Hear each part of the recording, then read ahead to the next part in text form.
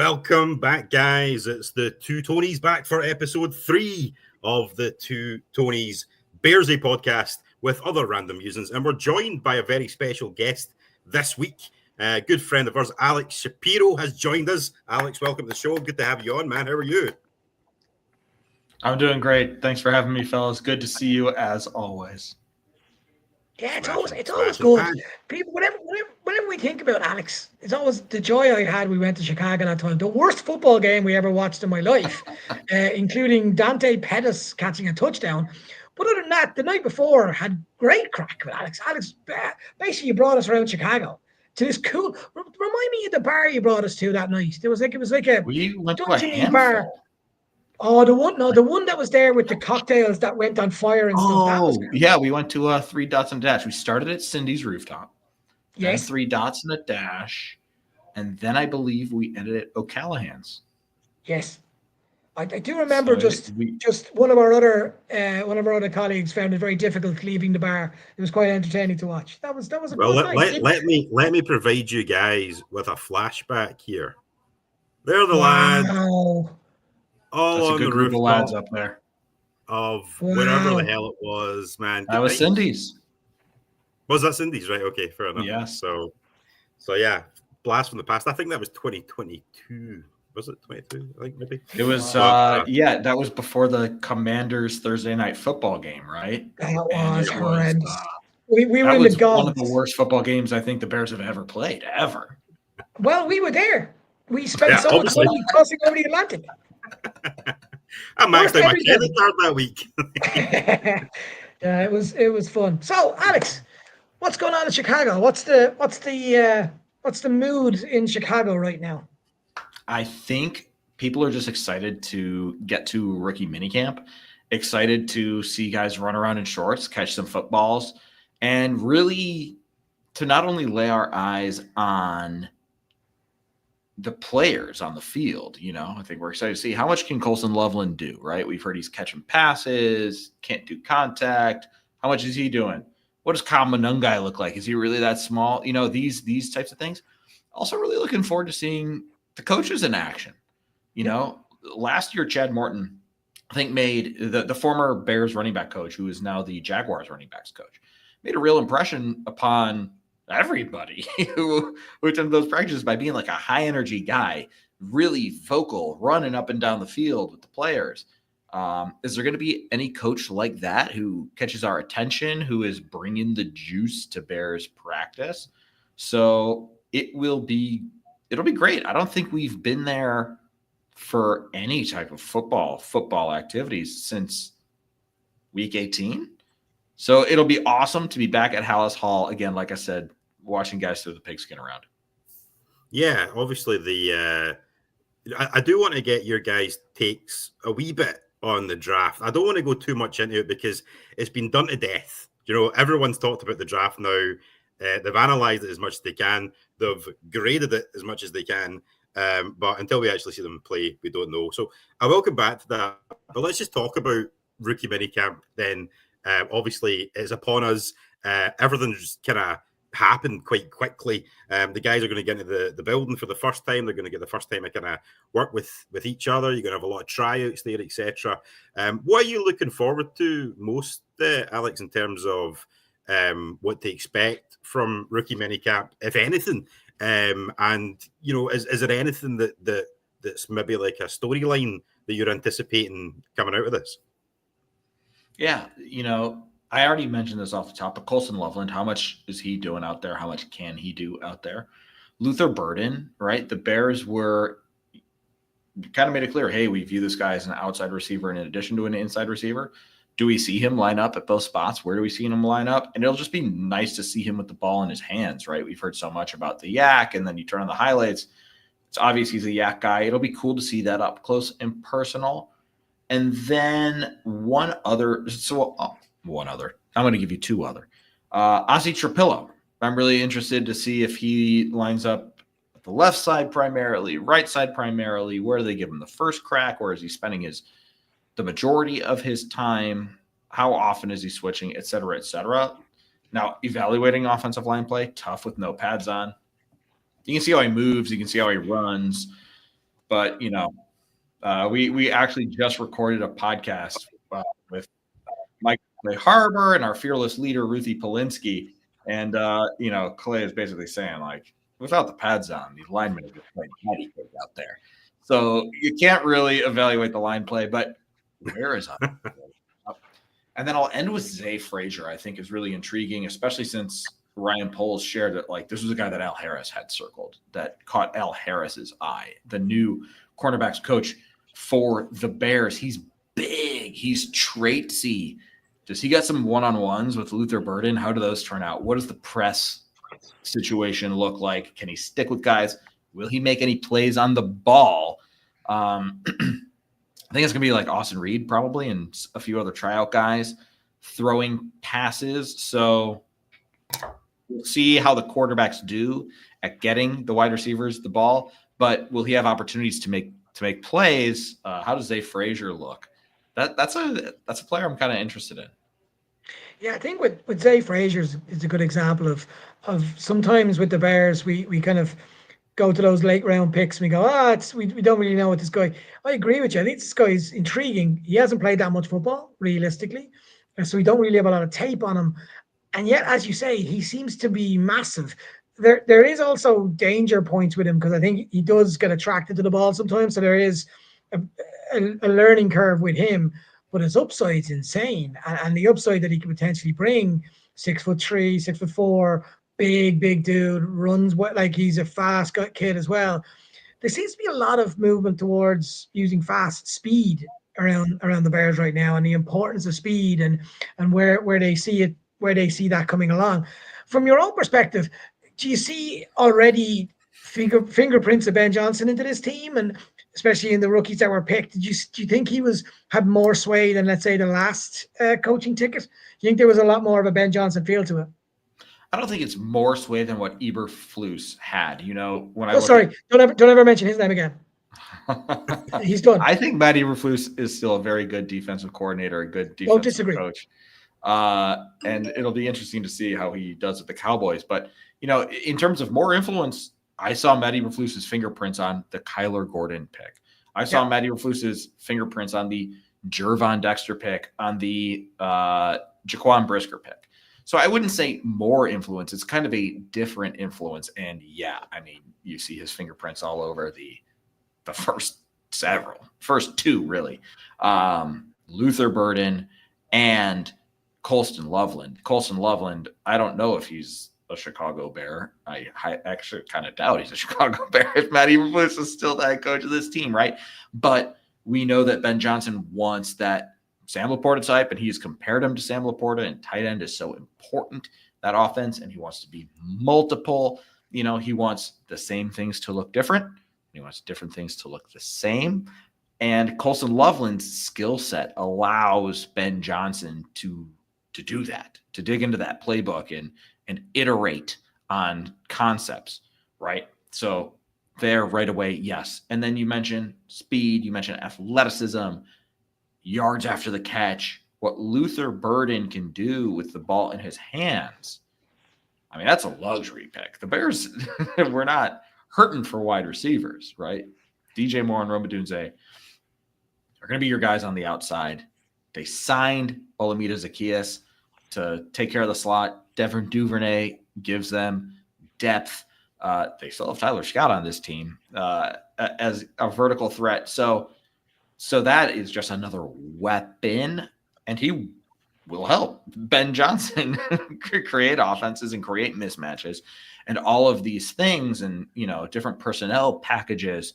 So absolutely, you feel Ben Johnson's influence in this draft.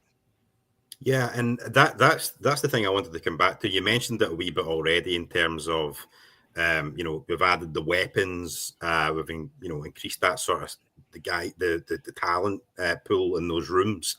But going back to the offensive line, which I think was the big sort of like target for a lot of folk this offseason, we were talking about taking guards and free agency, which obviously didn't happen. We then went to unexpected trade moves that everybody was delighted with, but we still thought that maybe we'd get someone in those sort of that early the first round. Kelvin Banks Jr. was taken just before Colston Loveland was taken. So I always could wonder what would have happened if Banks Jr. was still there at that point. Would he have been taken? Obviously, they've ended up with Ozzy Trapilo. I know you just spoke about him a little bit, but given the fact that he's going to have all this time and OTAs and mini camps, etc., he's the starting left tackle effectively. Is Braxton Jones in sort of danger of losing his job, do you think? Does Trapilo come in and is a guy that you think, based on what you've seen, could take over that spot? I wouldn't rule it out. And I also don't think we should cut out Karan Amagaji. The Bears are super duper high on Karan Amagaji, and he's got ridiculous arm length, great traits, good athlete. The Bears really like him a lot.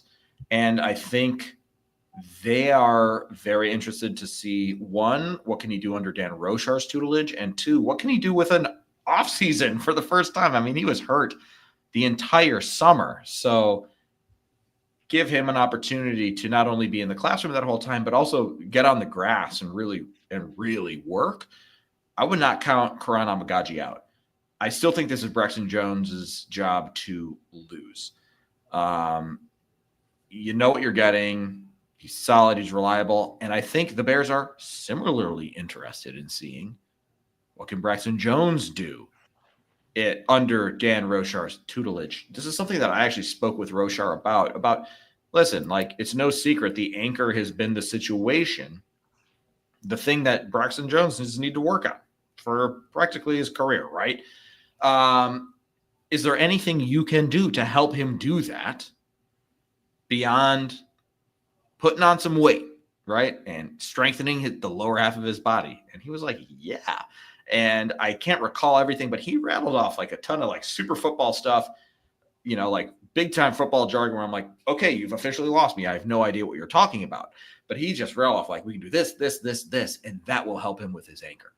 And then playing next to Joe Thuney instead of playing next to a rotating cast of characters, that will help Braxton Jones as well. Consistency, knowing exactly what the man next to you is going to do, instead of having Tevin Jenkins, and then it's Bill Murray, and then it's, Ryan Bates, all these guys cycling in and out, not only during the games, but during the summer, right? I mean, during the summer, the guys were switching spots all the damn time.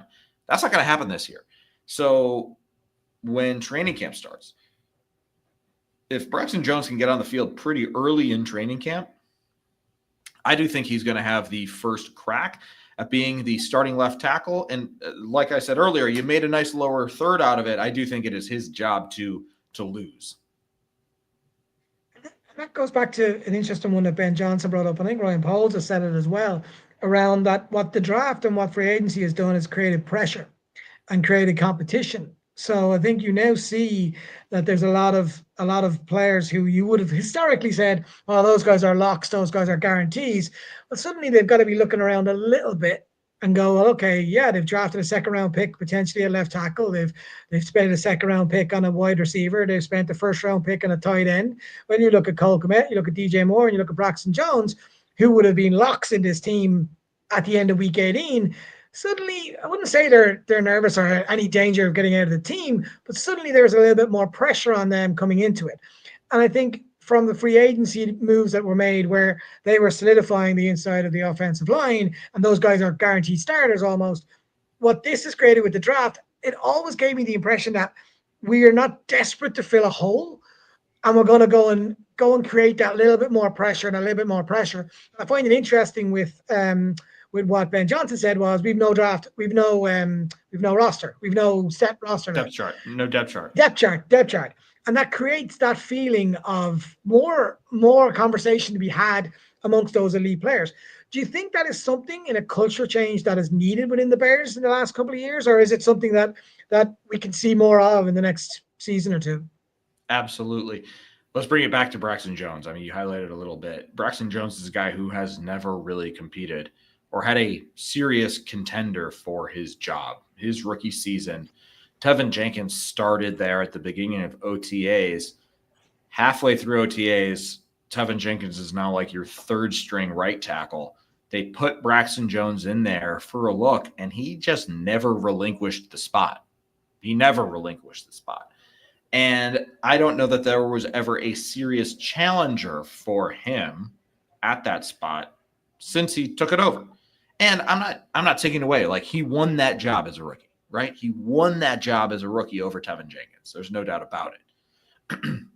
But the heat is now dialed up more, right? Like, Karan Amagaji, I think, was viewed as a project player last year who was also dealing with the quad injury. I don't know that I would call him a serious contender. Now you've got healthy Karan Amagaji. Now you have Ozzy Trapillo. That competition is real. Last year, there was the competition between Terrell Smith and Tyreek Stevenson, and those guys, I mean, duked it out for those CB2 snaps, and they swapped in and out, right? They swapped in and out all the time. Now he has Zay Frazier to the mix. Wide receiver room, you went from, I mean, like a bunch of I can't even remember some of the wide receivers, right? You had, oh God, why can't I think of his name? N'Keal Harry, N'Keal Harry. You're trading a future 7th to bring in N'Keal Harry, and all of a sudden it's like, whoa, this gives the Bears a look that we haven't seen. And N'Keal Harry didn't do anything for the Bears. Fast forward to now, it's like it's going to be tough for these guys to be fighting to be that 3rd, 4th wide receiver out there, because you also have these 2 tight ends, right? So it's not just Luther Burden competing with Olamide Zaccheaus and the other guys in that wide receiver room for snaps at wide receiver. It's also these guys competing against Colston Loveland to be that. Is it going to be an 11 personnel situation, or is it going to be a 12 personnel situation? If the Bears love Colston Loveland, and like, I mean, obviously they do, they made him the 10th pick, but you know what I'm saying? Like, there's competition all around this bad boy. Defensive end, though, defensive end still seems like who's going to be the 3rd guy? Who's going to be the 3rd guy? There could still be additions there. I would not be surprised if they probably want to get through rookie minicamp, get through OTAs, evaluate again, see what they've got. But there could be additions there. And then at defensive tackle, right? At defensive tackle, they've definitely beefed up with Grady Jarrett, with obviously Shamar Turner, and then Dio Adengbo. I fully expect to play in the inside, similar to how DeMarcus Walker did. So yeah, no, the competition has definitely stepped up as the Bears have gotten more talented, and the Bears have gotten much more talented, and it's only a good thing. It's only a good thing for this team. Yeah, I sort of feel like with Dio and Turner, you're going to. I think you'll probably see them play on the outside as well as inside. I think primarily they'll be defensive tackles, but I think there'll be a bit of movement about there on the defensive line. And I think you're right. I don't think we're done with acquisitions. Later on, if you're still here, we'll talk about it. But we're going to have a wee look at running backs again, and that might be something that happens. But I think defensive end is still something that people are sort of thinking about, because I think the Dio pick in particular was something which didn't really excite too many folk, especially when you look at the sort of stats. But I think they're a bit masked because certainly the sacks weren't there for him, but the QB pressures were through the roof. And if you're playing in a line, and you've got a better defensive back kind of room behind you as well, you get more time to sort of get to the quarterback there as well. So I think it'll be interesting to see how that develops. Both of you guys mentioned how Ben Johnson have had his fingerprints all over this draft and fingerprints over the sort of player acquisitions. Alex and Ant as well. I wanted to ask, in terms of the Ben Johnson impact, in 3 areas in particular, what you think the impact's going to be there. The first one is on what I think people are not talking about enough, and everyone's stopped talking about just now, is Caleb Williams. Like, end of the day, he's our guy. He's our quarterback of the future. He's the guy last year where we're kind of swinging from the rooftops, singing from the rooftops for having him there. The impact that you're going to have on Caleb, that's a big thing, and we're not talking about it enough. So that's the first one. Second is the impact on the overall organization. You talked about and you mentioned earlier on, like the culture and all that. We've had cultures in the past, but whether or not it was the right culture probably wasn't. Does Johnson make that different? And thirdly, the impact that Johnson's going to have on a Bears typical offense, which is generally run the ball and try and pass the ball at some points. You know, like we've always been that sort of run heavy, blue collar, defensive. That's it. Are we going to see a big change there? So, Caleb, organization and offensive style. What are your thoughts on the Ben Johnson effect and impact there, Alex? I'm still unsure how it's going to affect Caleb Williams. And that's, I think, one of the biggest storylines this season. Yeah. He's made a big deal about building this offense around his strengths. And he's kind of talked about the off-platform, the off-script stuff being one of his superpowers, but you can't script off script, right? So that's kind of interesting. If he's so good off script, how do you script him getting off? You know what I'm talking about? We've seen, Thomas Brown a bit when Shane Waldron left, make more use of his legs. It'll be very interesting to see how much designed run is in this offense. One thing that he did allude to with the off script, the off platform, is getting him out of the pocket. That's something that Bears fans were clamoring for the team to do with Justin Fields, and it took them a while to do it with Justin Fields.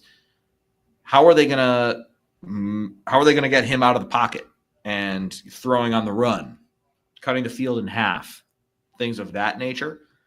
And then one thing that I think they can really do to help Caleb Williams is scheming up layups. Last year, again, it took a while for them to figure out the layups for him. And then we kind of found it with DJ Moore working around the line of scrimmage. But can they get creative with Roma Dunze doing end arounds, Luther Burden, meshes and slants to his big targets? How are you getting creative and disguising what you're doing with Cole Kmet and Colston Loveland so that these guys get super wide open? So again, it's a layup and it gets Caleb Williams comfortable and in rhythm. I'm going to cheat and I'm going to flip ahead to 3 because I think it's related. I do expect the Bears to run the football a lot. And Ben Johnson has done that. Whether it's DeAndre Swift, Jamal Williams, he ran Jamal Williams a lot.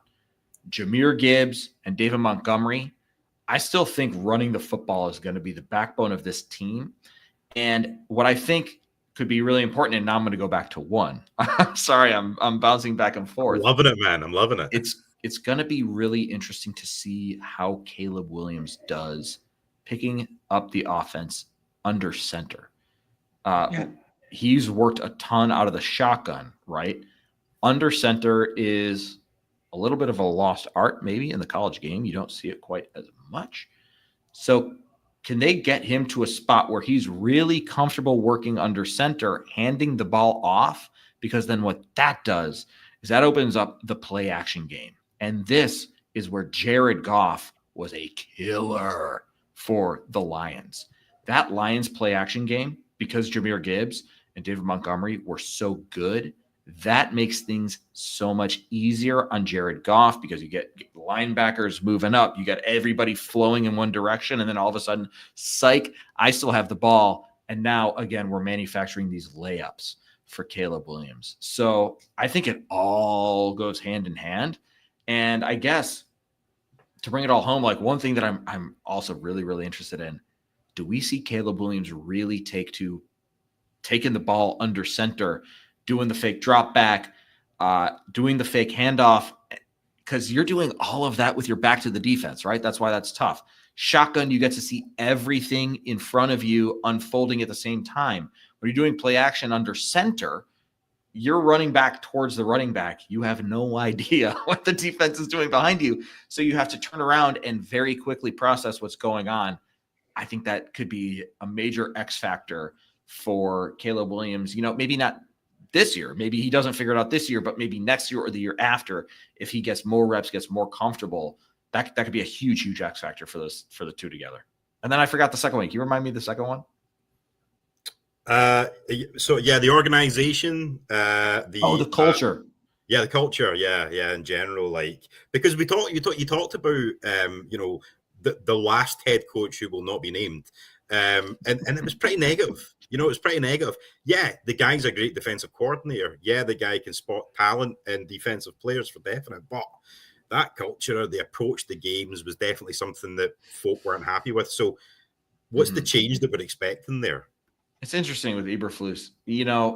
From talking with players towards the end of the year, I think it took a while for players to buy in to hits. I think some of the top guys were skeptical of hits, but then they saw that, they were getting results and guys started to buy in. In particular, Jalen Johnson bought in after a little while. And then I think there was real buy-in. And until things got really, really bad, I do think he did a good job of keeping that locker room together. That locker room, I remember the end of 2023 when they were cooking and it felt like they were building something. And it felt like, okay, we have put this terrible losing streak behind us and we're now on the upward trajectory. Like, he had that room together.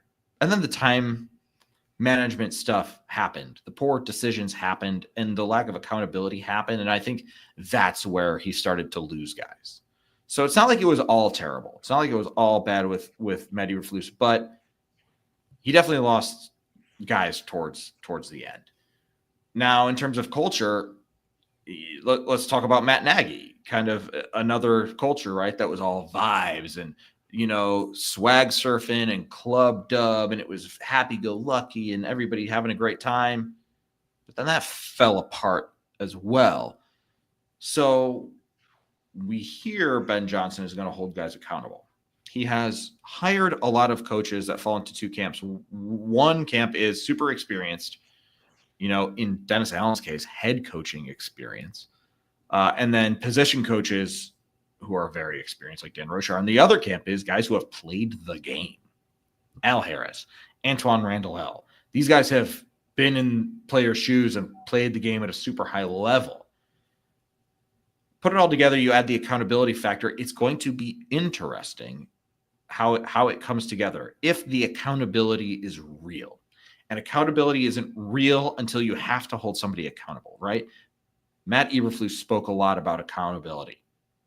And then somewhere along the way, the accountability went away. To me, it's like, I'll believe it when I see it. I'll believe it when somebody does something that's a big old mistake and then he has to ride the pine for a while. You know what I mean? I want to see what it actually looks like in practice when it's not just words. And then I think it'll, we will see how this culture will unfold. We'll see how the culture will unfold. But the thing that matters is winning football games. Yes. If the Bears had won football games, if they hadn't done, somehow lost that Hail Mary game and had gone on a little streak, they would have been 5-2 at that point, I think. Yeah. And had done something with that. And the timeouts, the mismanagement, if those things don't happen and the Bears are winning football games, we'd be talking about Matt Eberflus having a great, great culture. You know what I mean? Yeah. So the wins, they got to win. Winning breeds a good culture. Losing breeds bad culture. Now, bad culture can lead to losing and good culture can lead to winning, but those things typically go hand in hand, in my opinion. Yeah, and look, we'll leave it with this question. That's what I see in professional sport. Anyway, it's the accountability part is going to be really interesting. I think people forget in all the joy of Ben Johnson, this is his first head coaching job. So we've no real analysis on this guy. Exactly what you said, when the pressure's on, when mistakes happen by a big player, what is he going to do then? And what's the impact in that dressing room or locker room? And I think that's something that's really interesting. Your level of excitement going into most Bear seasons probably quite high. What is your level of excitement for this year? Ooh, it's up there. It's up there. Last year, the anticipation was through the roof, right? Because we were talking about, they got the quarterback and the defense is, you're returning the defense and all this stuff. These guys know what they're doing and yada, yada, yada. And Keenan Allen. Anticipation was high. I think the anticipation is higher this year, though. If I'm doing a gut check, I think the anticipation is higher this year because now it's year 2 and you got the fancy head coach and you've added a lot more talent. and Dennis Allen should still be a really good defensive coordinator. So I would see. I started covering this team a little bit in 2020. My first training camp was 2021 because it was COVID in 2020. 2021 was weird because it was Andy Dalton and Justin Fields. It's like they got Justin Fields, but Andy Dalton's the quarterback. That was kind of weird. 2022, there was, every year is exciting for its own reasons. But I think as I have gone on from 2021 on, the anticipation and the expectations have only grown. We say it every year, man. We all get excited at this point, and then we get brought back down to earth. Hopefully, this season isn't the one. This is the year. This is the year. Man. I say it every year, though. Alex, listen, man, thanks very much for joining us, coming on, having a chat. Just quickly before you go, do you want to just let everybody know what you're up to? Obviously, you're on the Chicago Sports Network, and you've got a pod on there as well that you're doing as well. Yeah. So do you want to let the guys know where they can listen to you? Yeah, so I make a bunch of great digital content for Chicago Sports Network. As you said, CHSN. You can find all our sweet stuff on YouTube, on our website, on our application. We have a phone app. Download it. Wow. Download it. The iOS store. Do it now. The Google Play Store. As Jesus. Tony Daly said, we also have the Charter podcast presented by St. Xavier University. Had to get the sponsor read in there. It almost comes out naturally when I say it. It almost comes out naturally. Instinct. Exactly. It's kind of instinct. That is they also need to pay us 20% now as well, just so you know. All right. We'll work that out offline. Smashing. Ruthie Polinsky, the host, Clay Harbor, former NFL player who just has the best stories and unbelievable insight. The three of us do the Charter podcast. You can also find that on YouTube. You can find that wherever you listen to podcasts. Wherever you're listening to the Two Tonys Bearsy podcast right now, you could probably go in the search bar and find the Charter as well. So that is where you can find all of our great fun stuff. I love it. The fact you were able to say the Two Tonys Bearsy podcast better than me says it all. Alex, thank you so much for coming on, man. You're a true friend. You're a true good guy. So make sure to catch out what Alex is doing and everything there. So have a great day, my man. We'll get you back on before the season starts and we'll have another chat. All right. Thanks so much, Tony and Ant. And like I said, the pleasure was all mine. Always fun joining you two. Cheers, man. Have a good one. All right. So, yeah, absolutely. Check out the Charter podcast. But wait until we're finished and then do it then. Don't stop. Don't go sneaking off to St. Xavier University, who must owe us money now. Surely. Listen, email's on its way, lads. You better be paying up. But yeah, definitely check it out after we're finished here. Alice. Sorry, I gotta put this up. I love this today. Is there a 154% tariff? Love it. Tony, before we go any further, I'm in Oslo, so I'm drinking Tuborg. Oh, I found Tuborg. Grun, whatever. See that little O that's got the line through it? Very confusing. What are you drinking?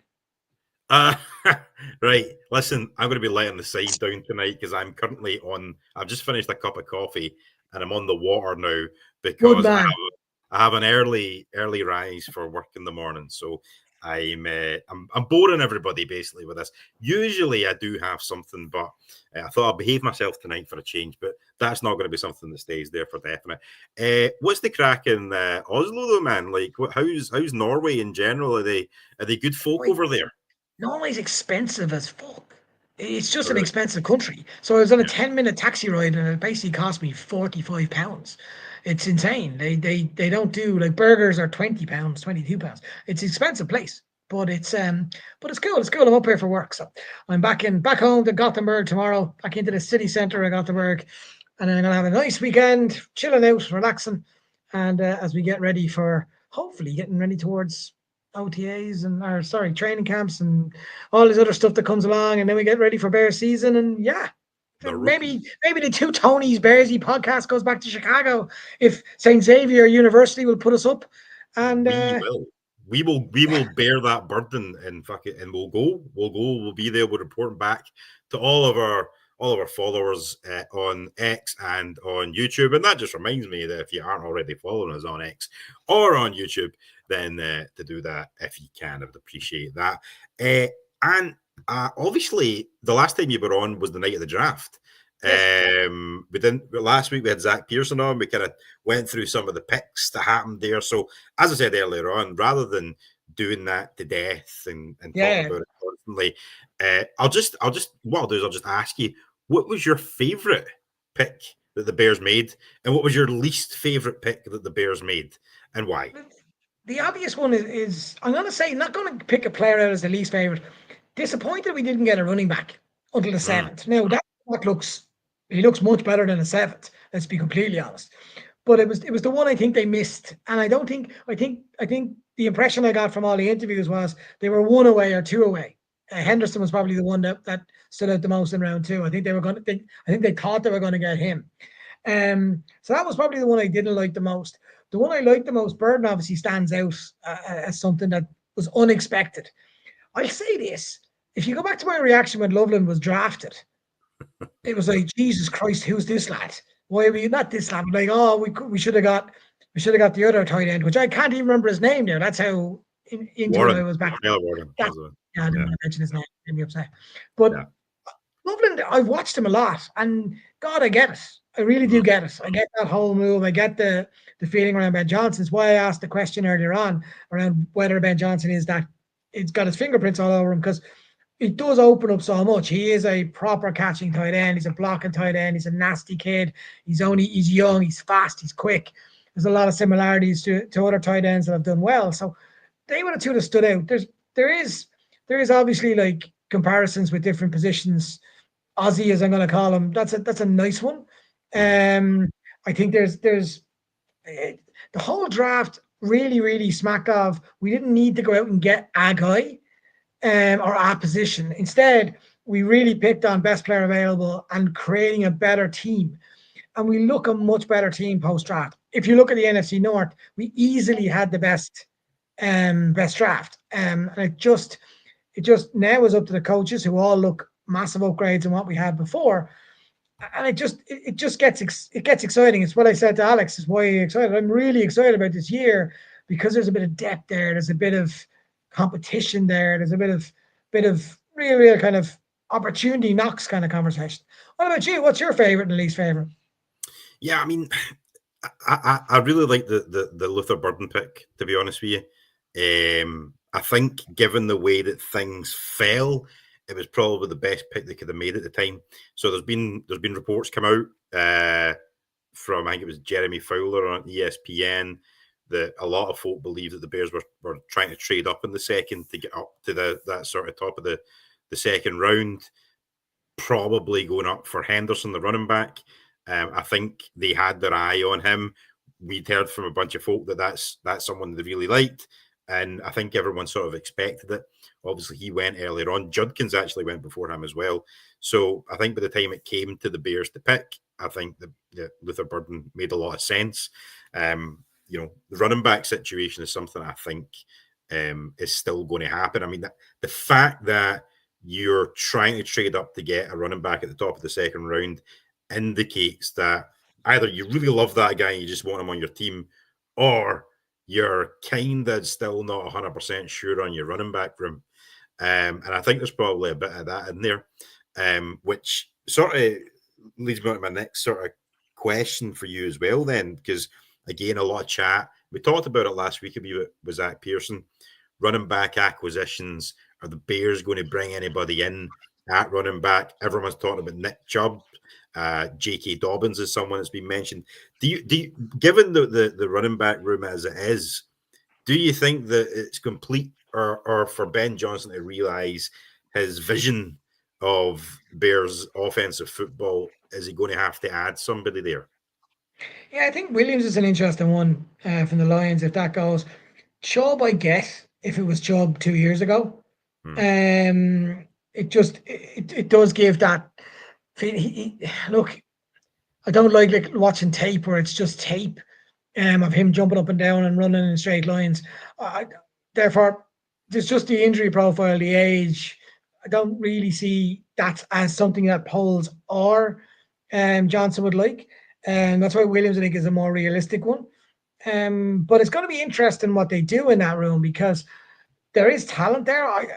Everyone's kind of written off Swift. I don't. I think there's a talent there. You got to remember who his inside offensive line was last year.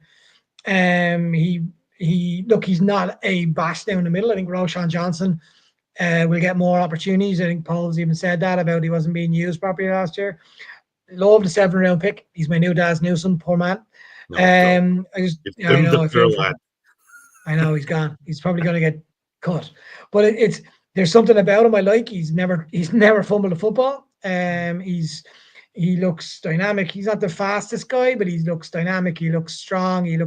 Can see a hole. Can make plays. I think you got to add into that as well. And I just think the big move at the start, Genty was obviously the one that was standing out to everybody. But I just don't think that's something that they desperately want. I think 2 places that I would go before running back is obviously edge, and the other one is safety. I really think safety is something that we need to keep an eye on because we don't know what Brisker is coming back and what kind of Brisker is coming back. He's been out concussed for a long time. And then Bayard is 32. Yep. After that, it does drop. So you've got to look at those. I would look at those 2 first, and then I'd look at running back. I think if you look at those 3 rooms, which is the one of those 3 rooms that looks the most complete right now, if the game started this week, I would say running back looks decent. We've got Swift, we've got Johnson, we've got our can't even pronounce his name. We've got quite a few options there at running back. I just don't think we've got the same level at edge. I don't think if I'm honest, we're 1 injury away from something being really dangerous at safety. So both of those players, well, definitely Brisker has a history record in that. And before we go any further, if anyone's over on Twitter, jump over to us on YouTube so you can put in a comment and slag me off for wearing a black shirt with my white head, so it just looks like I'm just a head. Tony, are you still there? I think you may have gone cut. I think I've lost Tony. So now you're going to have to listen to me talking on my own if you're coming over from YouTube.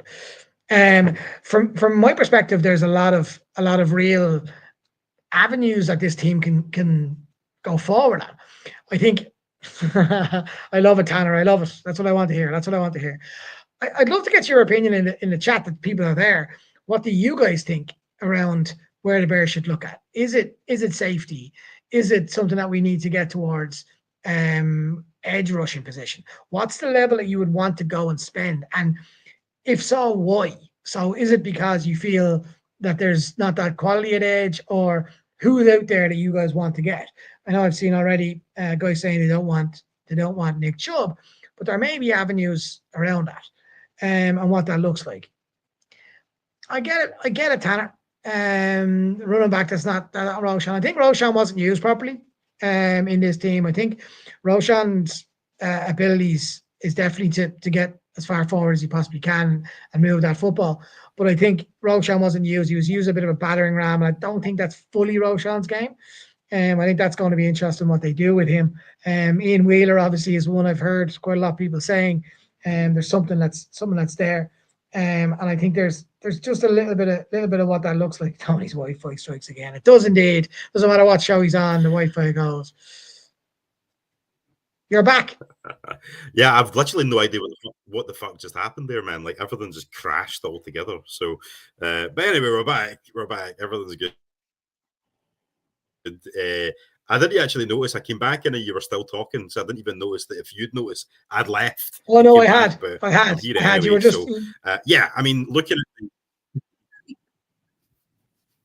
at the running backs, obviously you mentioned the guys like Roshan Johnson. I think there's concerns there with the concussions. You've got the new guy, Manan guy. We'll see how that goes. Swift's obviously the main man at the minute.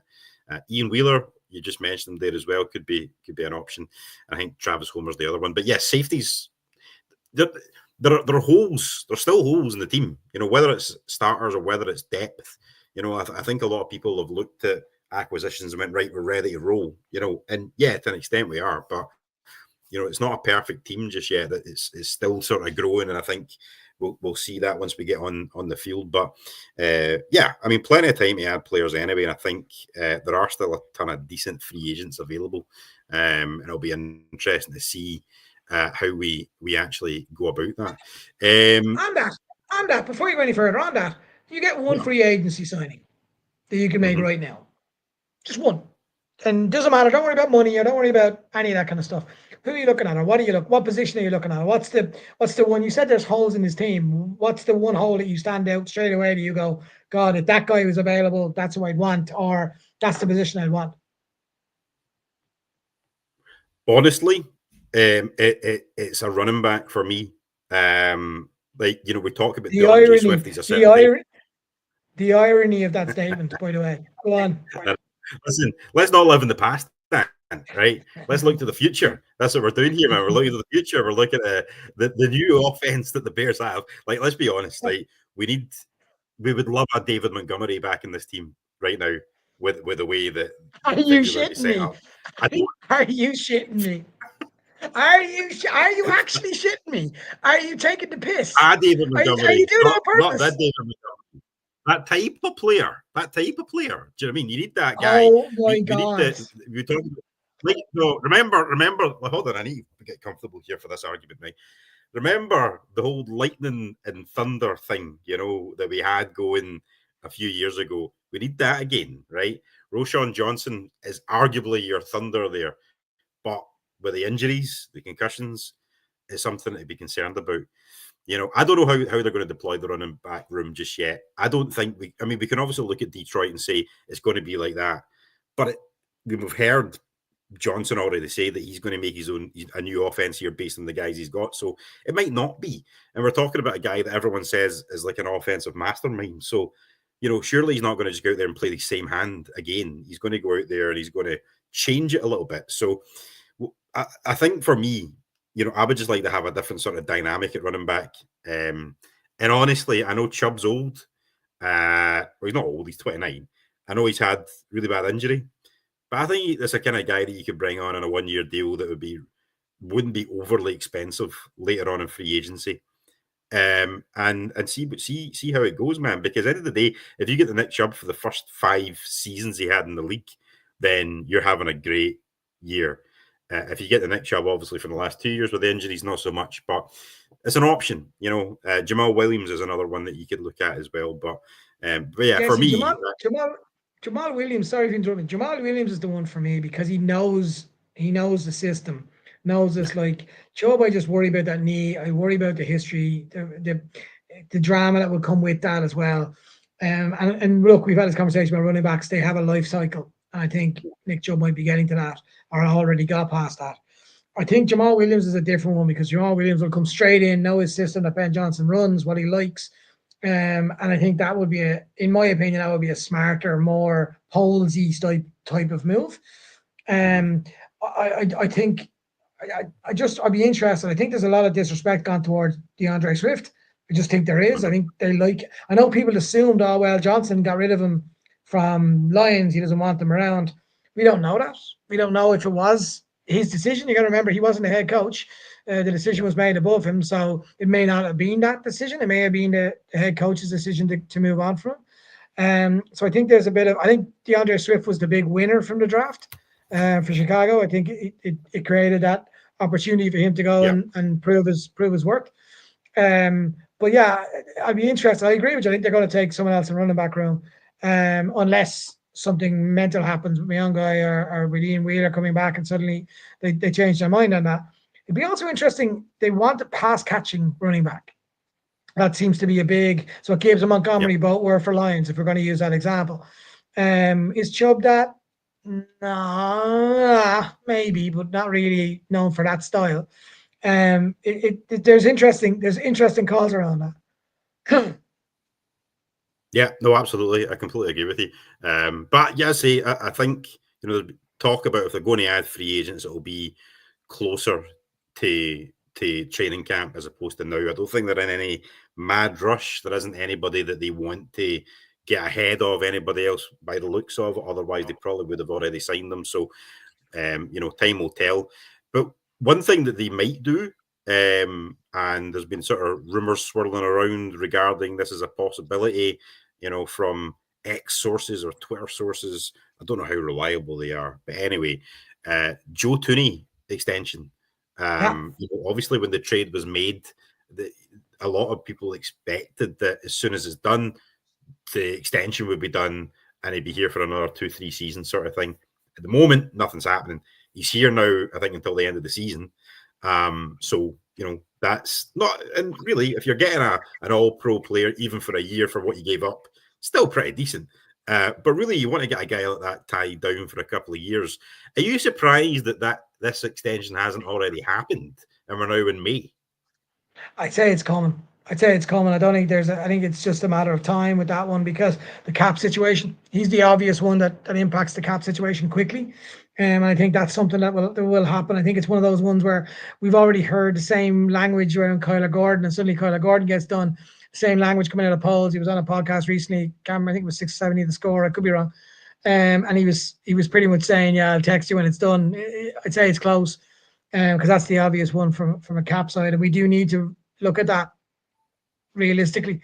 I'm not surprised it's not done yet. I think it's on both sides. You got to remember that as well. And Toomey might be wanting to see what's going on with Chicago. I'd say he's excited what he's seeing, but he's got to see what the culture's like in the organization. It's maybe one of his last contracts as well, so he may want to keep an eye on that too. He may want to see what's out there. But I'm just excited to see him play. I'm excited to see that offensive line as a unit. And look, fingers crossed on injuries and stuff like that, because we haven't been very lucky with that.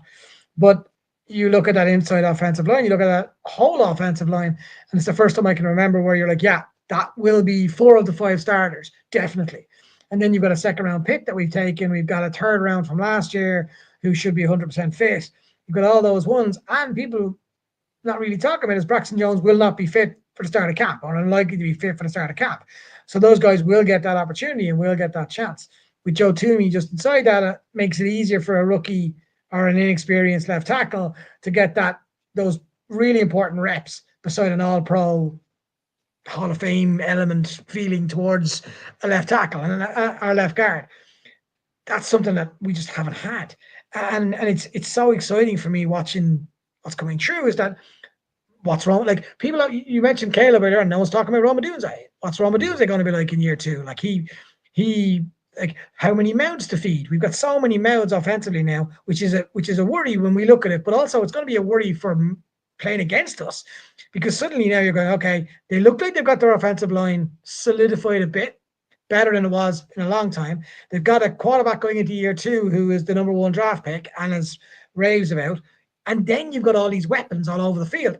And to add to that, for the first time in years, if not ever, Bears have an offensive coach who's calling plays, who has got so much depth and thought process around offensive football. Bears could be one of those teams that score 35 points, 40 points a game regularly and concede 25, 35 points a game. Don't see that happening in Ireland. But could you imagine us scoring 40 points a game? That would be bliss, man. That would be absolute bliss. That's where football's going. You're teasing the folk, and you're teasing the folk out there, man. Like 40 points, fucking hell. Love it. Love it, man.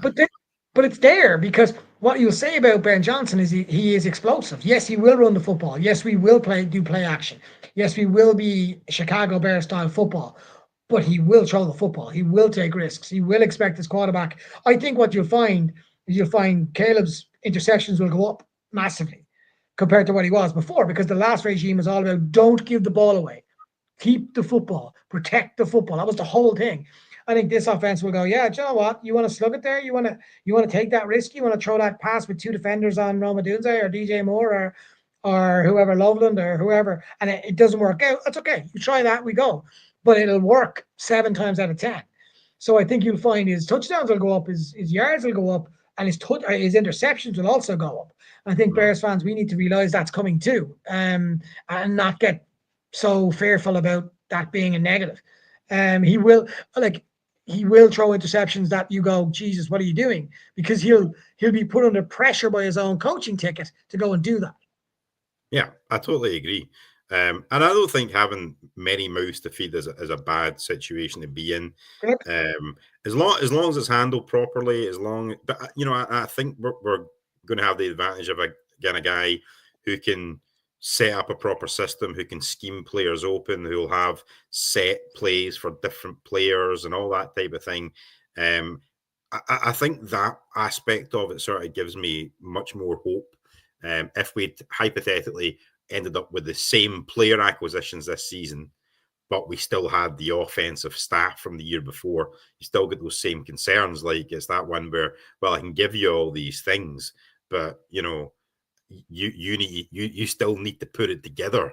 And I suppose that same thing is applied just now as well. Anyway, like we've got an offense now. And we've led you to we've led you to the water you need to drink yourself or some bullshit. Anyway, but it's that sort of thing, like all the pieces are there. Let's see if you can do it. And football players can be weird, strange people. And I came across this thing the other day when I was just casually scrolling through Twitter on my lunch break at work, and there's this fella here. I don't know if you can see it. Arizona Cardinals tight end Tip Riemann. Now, I don't know if he doesn't believe birds are real. I don't know if that's how I interpreted this comment here, but basically what he said is, have you ever seen a baby pigeon? How do we know that power lines aren't pigeon recharging stations? And I said at the time when I retweeted that, I was like, we're going to talk about this in the show. Has this man taken one too many hits to the head? What are your opinions? Now, and just before anybody says anything, this is a Bearsy podcast, but it does have other random musings. It's still football related, so shut up. So, yeah, what the fuck is this all about? What is wrong? What's wrong with humans? Like, what is wrong with humans? Like, that makes no sense to me. Like, does he believe birds are real? I mean, there's guys eating mayo sandwiches, and it's just like, just what are you doing? Like, just look up in the sky. Just literally look at the sky and watch a pigeon fly around. Have I ever seen a baby pigeon? Maybe that's because his mom and dad protect him until he can fly. Who knows? Who cares? Are birds real? This guy obviously has got not only too many kicks to the head, but never had really anything between his ears to begin with.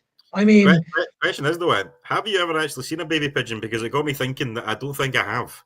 I've only seen fully grown adult ones with like maybe they're born fully grown. Who knows? Poor mothers. Poor mothers. Oh God! Oh my God! He went in a brilliant. He went in a retreat with Karen. Absolutely. Lee, there we this go. Explains everything, man. This explains everything. It makes total sense to me now. Talking about weird Karen things. I want to get your opinion on this. Show off that birdie lad. What's happened with your friend Pickens? He's a cowboy. So I was going to bring this up actually because listen, if you guys ever watched us when we were on the Irish Bears show, I was a huge George Pickens guy.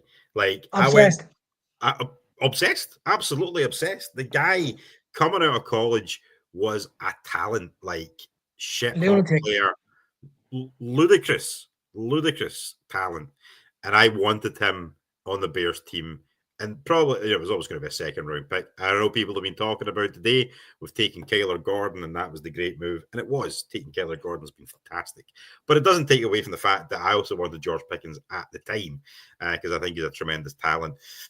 Obviously, he's been traded today from the Pittsburgh Steelers to the Dallas Cowboys for, I don't know, third and fifth or something like that. Pick and Snickers or something. I don't know. But either way, he's over there now.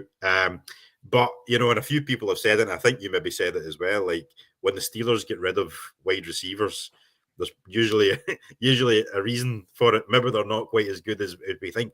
I sort of think that George Pickens is a guy that's got all the talent there, but we've seen that clearly there's some other issues going on, which aren't palatable to certain organizations and coaches.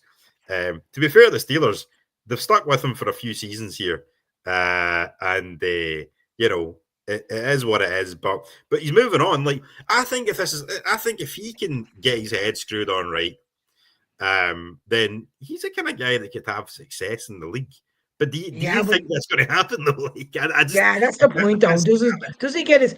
He's gone to the Dallas Cowboys, so Yeah. you're going from a stable organization to the Dallas Cowboys, and it's like the pressure that'll come with that move and all the expectation. Yeah, I would worry about it. I said I did tweet it out. Steelers don't usually get rid of players in their prime without a reason behind it. And as Lee put up, buyer beware. I agree with that. I don't disagree with Pickens being a potential superstar. Totally get that. As a player, just if you just evaluate the player, you're right. Absolutely. Would I swap Kyler Gordon for George Pickens? Absolutely not. I take Kyler Gordon all the time because one, I think Kyler Gordon's been a really, really good pick for us in a really important position in the nickel position. But I just think Pickens is a lunatic. And do the Bears need that now? No. I get the love of Pickens. I get the idea. He is being the go-to for the Steelers. And that makes me then even more worried. Why are they getting rid of him for, as you said, a third and a packet of crisps? There's something obviously Snickers, sorry. There's something obviously there. It's interesting. Maybe because they're bringing Karen in, there's only room for one lunatic. So maybe that's what their thought process is. God, I have to talk about Karen again next year if he's at the Steelers. Jesus Christ. I find it interesting, and that was the move they made. And it's going to be fun. I would have hoped he could have gone up to Green Bay and had a complete meltdown up there, which would have been even more funny.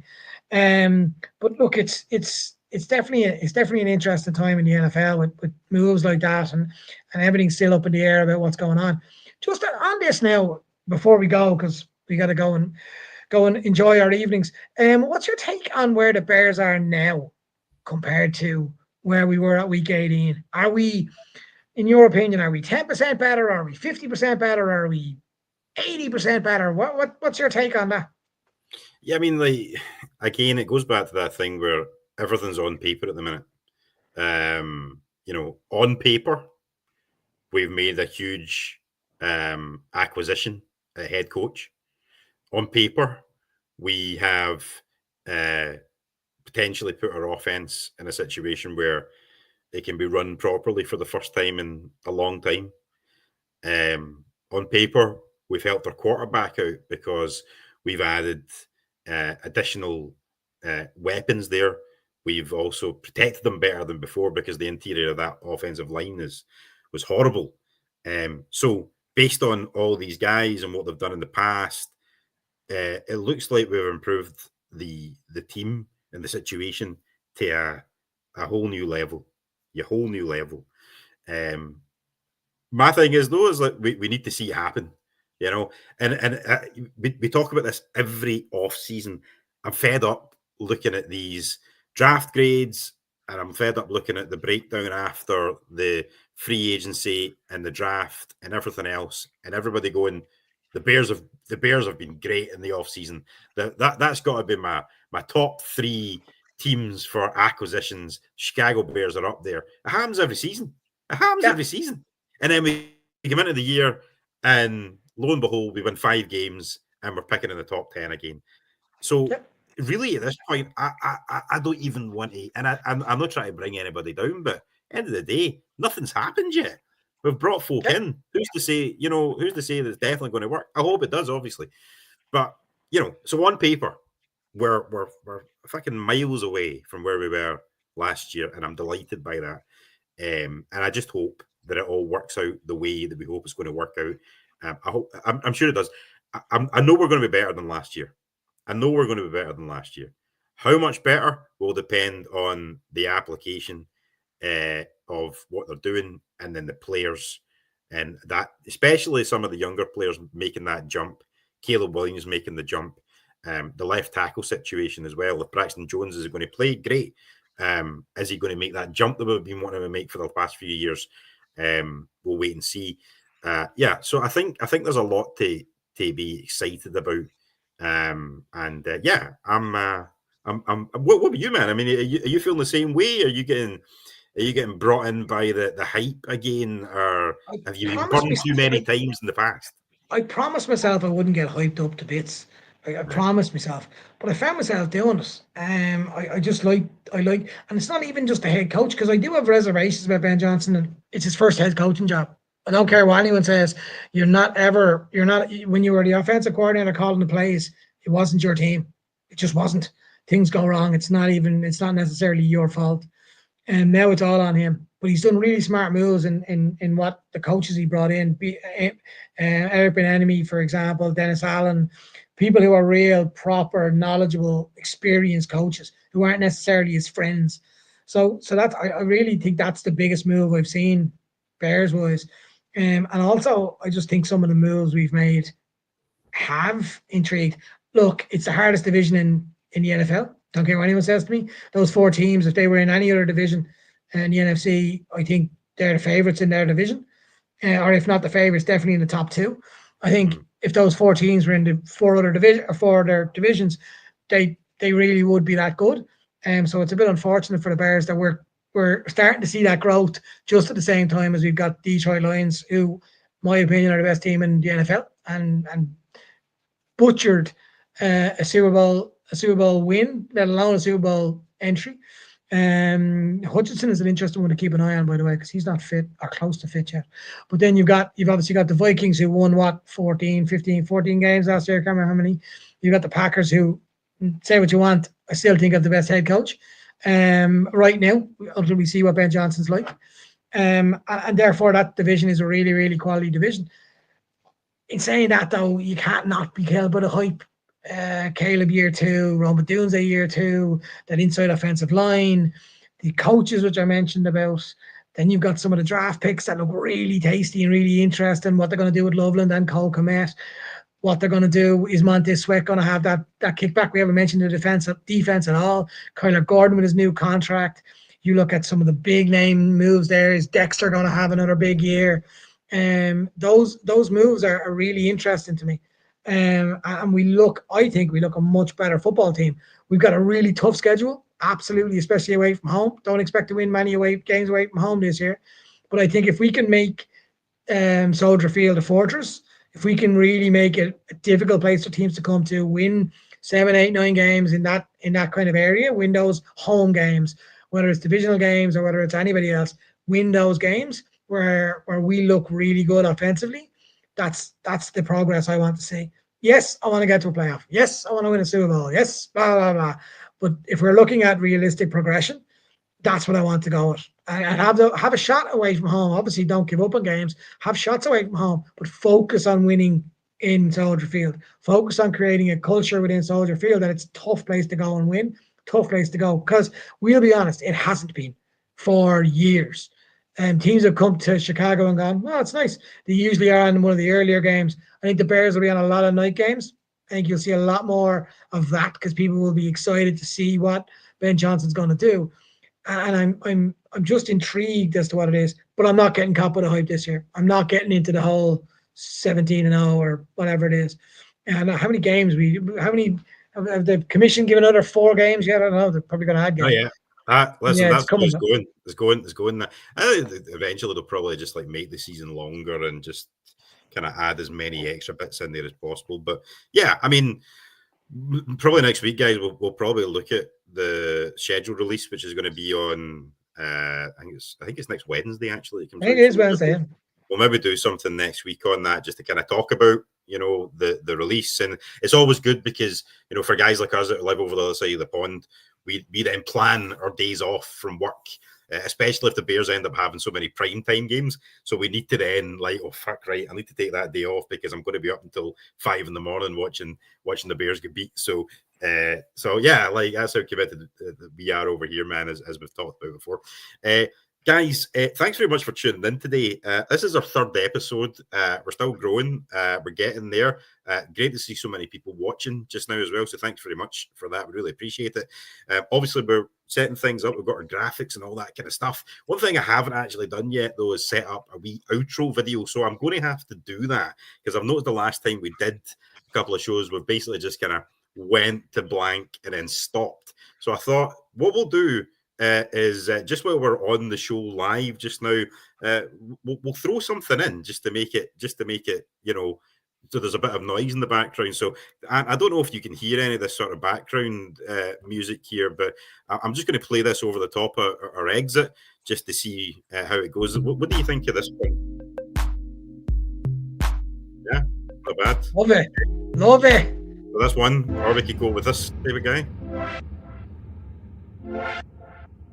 No, that's shy. No, that's shy. That's too laid back. Now, number one's. You're my music expert now. This is on you. Right. Okay. Cool. Guys, this is what we're going to go with. This is our exit music. We're going to go now. Thanks very much for joining us. We will be back next week. And until we see you again, remember to wear the fuck down and cheerio. Where the fuck?